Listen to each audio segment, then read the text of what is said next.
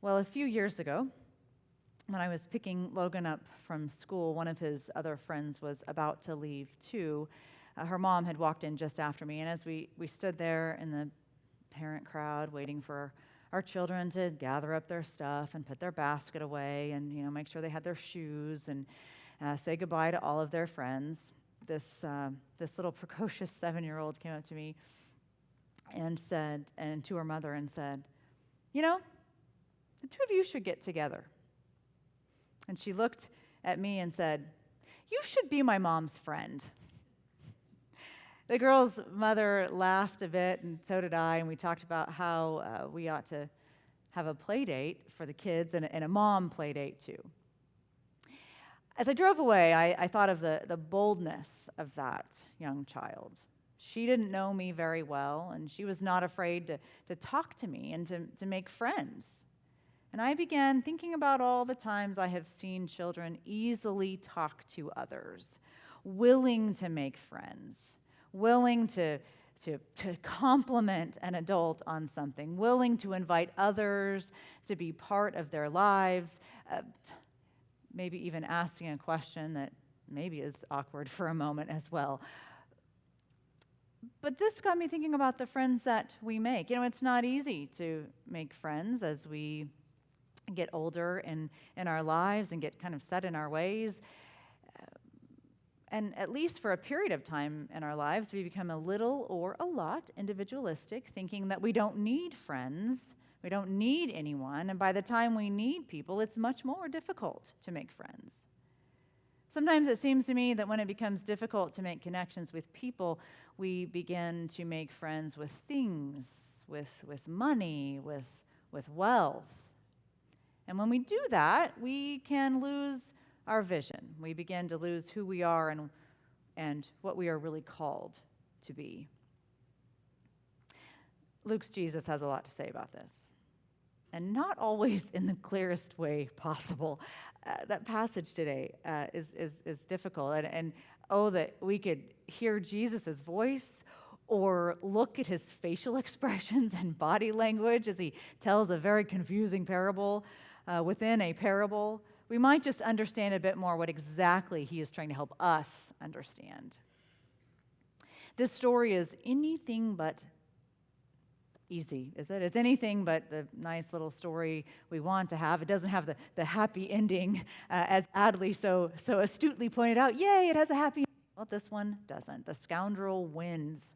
The scoundrel makes friends with money and comes out on top. Well, in order to gain any amount of understanding of this, we need to at least partially understand economics in the first century Roman-occupied Galilee. That'll just be really simple, friends. Just hang on for a moment. You'll understand it completely. Professor of New Testament Barbara Rossing explains that rich landlords and rulers were loan sharks, using exorbitant interest rates to amass more land and to disinherit peasants and of their family land, in direct violation, by the way, of biblical and covenantal law. The rich man or lord, along with the steward or debt collector, were both exploiting desperate peasants. Throughout the Gospel of Luke, Jesus' ministry invokes the biblical concept of jubilee and debt forgiveness. Economic restitution is part of the joy of Mary's Magnificat, if you remember that, and the joy of the gospel proclaimed to the tax collectors such as Zacchaeus. When Zacchaeus restores what he had defrauded fourfold, he is restored also to community, as proclaimed by Jesus. Today, salvation has come to this house. And even though the word defraud is not used in today's parable, unlike the story of Zacchaeus, Jesus' hearers would know that the debt contracts included this exorbitant interest hidden from these peasants.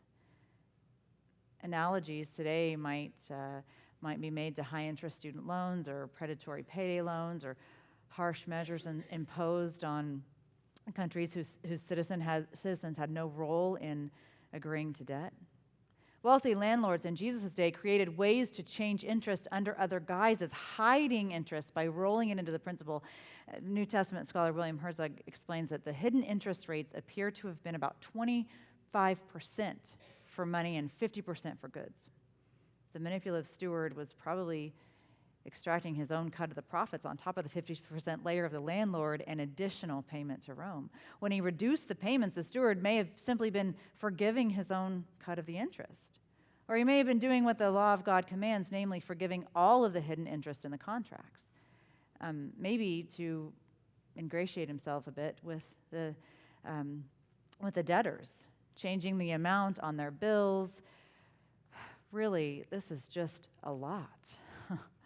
A lot of making others suffer. The rich man suddenly recognizes that he needed at least to appear to be observing these covenantal laws and commended his steward on this. In the section that follows this, Jesus uses the word mammon, connecting wealth to idol worship. And some argue that being faithful to what is another's means being faithful to what belonged to them. We might draw the conclusion that being faithful to one's landlord is being faithful to the interest charged then. Or perhaps it means the opposite. Being faithful means giving back what rightfully belongs to someone, in this case, that exorbitant interest. Obviously, we can't know, but back to Rossing, she points out that we can see, what we can see is that Jesus is making connections between debt structures, the urgency of impending judgment, and the idol of wealth. The friendship that we have made with wealth rather than the friendships we could make with people. The idol rather than the people. Caring for our needs, making sure that we have more things rather than ensuring the basic needs are met. Perhaps what Jesus was doing was giving new life, reviving the vision of the people, calling them back to biblical covenantal laws that had existed to protect, not exploit the poor. Prophet Amos was doing the same thing. Friends, I have to admit, Amos has always been my favorite prophet. Those lines, let justice roll down like waters and righteousness like an ever-flowing stream. It does not get more poetic and beautiful than that, especially when we really think about what it means. This is not some pretty glistening stream where everyone can stop and bask in its beauty and perhaps even take a cold drink. It is the flooding of distributive justice, of knocking the abusers off their feet, and water and rolling water and filling those who were starving and dying because of them. And Amos himself knew this. A farmer, not a professional prophet or even part of the wealthy class. He was one who knew firsthand what it was for others to rise up on the backs of the poor. And it's significant to note that he prophesied in a time of peace and prosperity built by the wealthy, harming the poor. The wealthy controlled commerce. They controlled the marketplace. And they don't care about the Sabbath, about the things that God instituted. To be clear, Sabbath practice was not about the ability to have a nap on Sunday afternoon, although I would never be against that, by the way. It wasn't about closing businesses.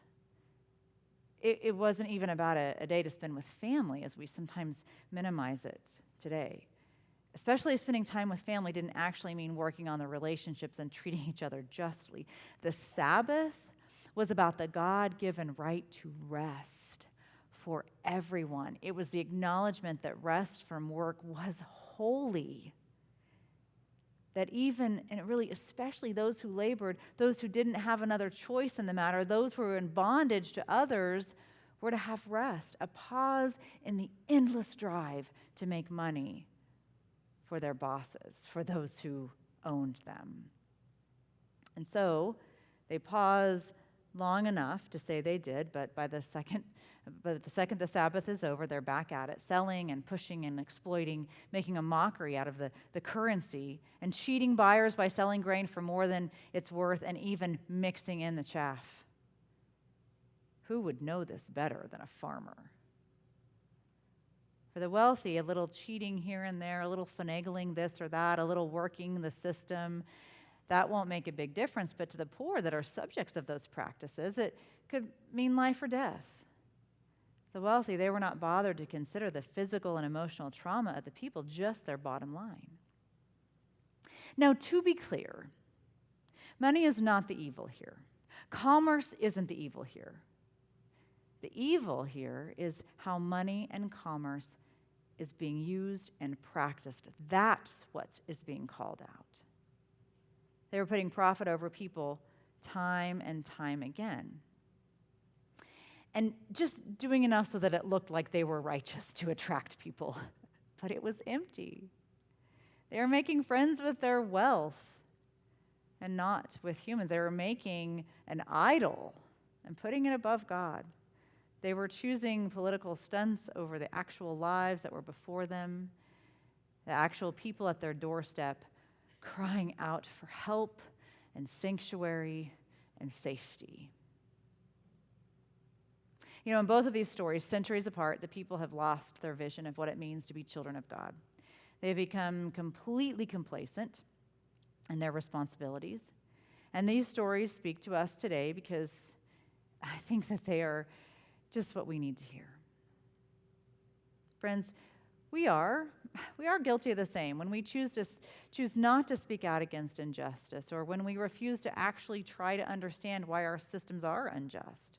When instead we compare the difficulties we have faced to the struggles of others without seeing beyond ourselves enough to see that these things cannot be compared. We too have lost our vision. We too have become complacent in our responsibilities. And these are difficult truths to hear. And I don't know about you, but it's even more difficult to know what to do with them. Because I don't know about you, but when I read these stories in Scripture, when I read these parables, when I read through the prophets, I want to pretend that they are not for us, that they are ancient stories about a people in a different time and place that we don't have to worry about. But there is a reason that they nudge us, because they are about and for us. And this is where the good news comes in, because it can begin to feel quite hopeless, quite devoid of joy and hope and all the things that we long for. But the good news is that we are still here. These passages that call us out invite us to think more critically, to think in a deeper way. There is still hope.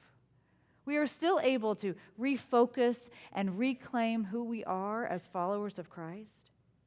Still able to examine our own power structures and to be honest about how we ourselves participate in them. We are still here to call out where our own religious practices are self-serving and empty, and to adjust them. We are still here to stand up to injustice, to call out where the poor and the immigrant is being exploited and say, no more. We are still here to really take a look at and then practice making friends with people, not with money. We are still here to set aside our idols and put God in focus.